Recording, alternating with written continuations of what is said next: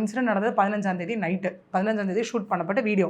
16ஆம் தேதி இவரோட net ஆர்கானிக்ஸில் video release ஆகுது. என்னன்னா ஹேக் பண்ணப்பட்டுட்டாங்க அப்படிலாம். கம்ப்ளைண்ட் அவர் கொடுக்குறது 23ஆம் தேதி. இவ்வளோ நாள் விஷ்ணு என்ன பண்ணார்?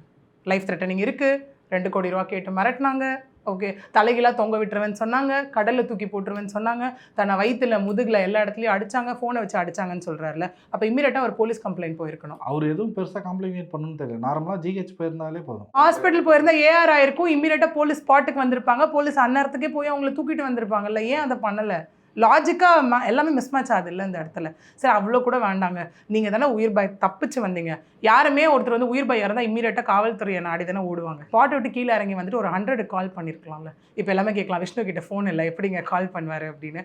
ஏதோ ஒன்றுங்க, வீட்டுக்கு போயிட்டோம், மறுநாள் போயிட்டோம், அந்த அட்ரஸ் தெரியும்ல, அதே டி நகரில் தானே அவங்க இருக்காங்க, எங்கேயுமே அவங்க அப்ஸ்கேண்ட் ஆகலை. அப்போ கால் பண்ணி சொன்னால் கையோடு தூக்கிட்டு போய் ஸ்டேஷனில் வச்சு என்கொயரி பண்ணியிருப்பாங்களே. ஏன் விஷ்ணு அதை பண்ணலை?